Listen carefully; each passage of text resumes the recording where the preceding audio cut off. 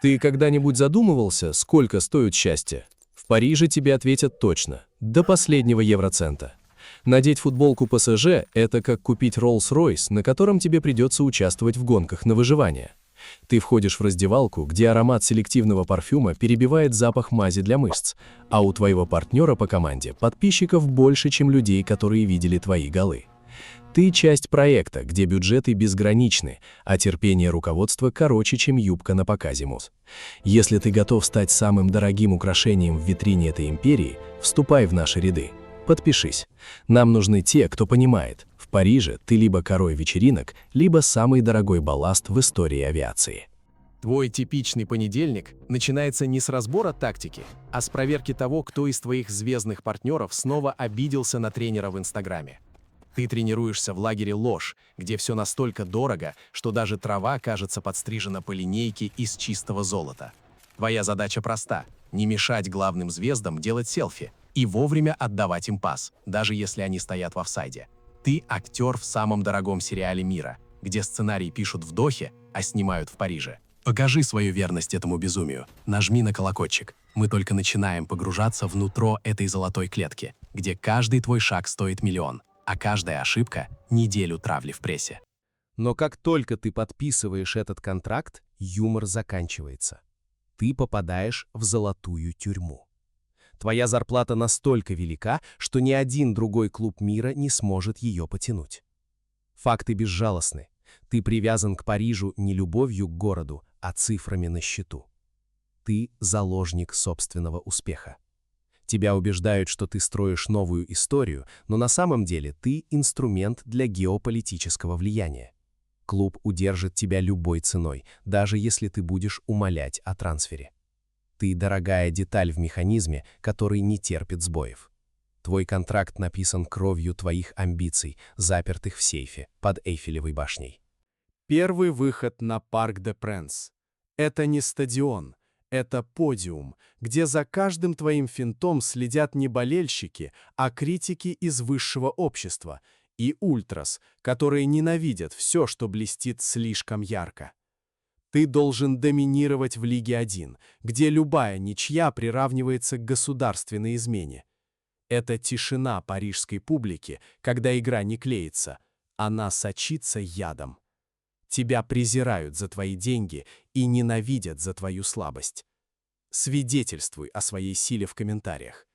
Напиши, смог бы ты сохранять концентрацию, когда трибуны свистят тебе, просто потому, что ты получаешь больше, чем весь их квартал за 10 лет. Весна в Париже – это не время для любви, это время для величайших разочарований. Лига чемпионов – твой единственный смысл и твой вечный кошмар. Каждый год ты выходишь на поле с ощущением, что на тебя смотрят призраки прошлых провалов. Ремонтада, нелепые вылеты, индивидуальные ошибки – эти тени висят над раздевалкой, как туман над сеной. Ты можешь вести в 2 мяча, но внутри ты уже ждешь катастрофы. Это экзистенциальный страх, прошитый в ДНК нынешнего ПСЖ. Ты бьешься о стеклянный потолок, пока твой разум не начинает давать трещины. Ты титан в домашнем чемпионате, но в Европе ты вечный претендент, над которым смеются за спиной. Париж – это город, который хочет тебя съесть. Рестораны, ночные клубы, недели моды, соблазны здесь сильнее, чем твоя воля к победе. Ты видишь, как твои партнеры пропадают в огнях ночного города, и ты сам начинаешь сомневаться, а стоит ли этот Кубок Лиги Чемпионов таких жертв? Твой фокус размывается. Футбол становится лишь фоном для твоей жизни в стиле лакшери. Это ловушка, в которую попадали величайшие. Ты начинаешь верить, что ты важнее игры. Твое нутро гниет в этом комфорте. Поставь лайк, если понимаешь, как трудно оставаться воином, когда тебе предлагают быть иконой стиля и королем вечеринок. Потом наступает момент, когда твое тело, избалованное комфортом, дает сбой. Травма в ПСЖ – это не просто боль. Это долгое изгнание в мир слухов. Ты лежишь в лучшей клинике мира, но в глазах руководства ты испорченный товар. Пока ты восстанавливаешься, пресса пишет о твоих похождениях в отпуске, а не о твоем возвращении. Ты видишь, как команда пытается справиться без тебя, и понимаешь, что система не заметила твоего отсутствия. Ты один на один со своей ржавеющей гордостью. Реабилитация превращается в бесконечный день сурка, где ты заново ищешь смысл своей борьбы. Сможешь ли ты вернуться на поле тем же хищником, или ты просто дождешься конца контракта? Ты возвращаешься на поле, но теперь ты чувствуешь холод. Ты больше не золотой мальчик, ты наемник, который не оправдал вложений. Ты учишься играть через свист своих же фанатов. Твое нутро закаляется в этой ненависти. Ты понимаешь, что в Париже лояльность не покупается за деньги, она выгрызается зубами в самые тяжелые моменты. Каждое твое касание мяча теперь – это вызов.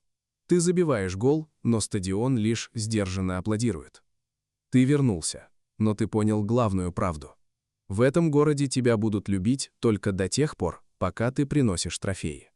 Как только ты оступишься, тебя скормят пресси без капли сожаления. Закат приходит внезапно. Владельцы клуба находят новую игрушку. Очередной вундеркинд. Очередная 100-миллионная сделка. На него смотрят с тем обожанием, которое когда-то принадлежало тебе. Ты видишь, как твое влияние в раздевалке тает. Твои советы больше не нужны. Твои достижения — это вчерашний день. Ты понимаешь, что твоя история в Париже подходит к финалу.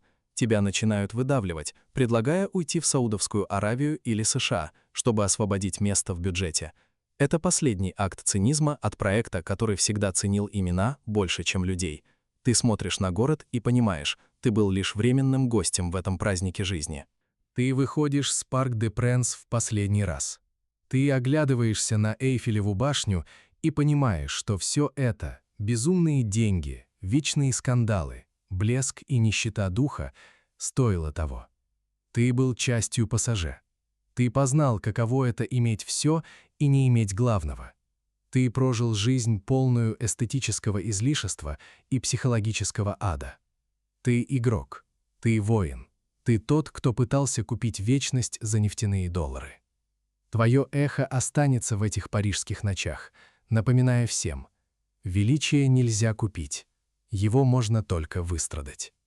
Ты уходишь, зная, что Париж продолжит искать свою мечту, забывая тех, кто пытался ее исполнить. Конец связи.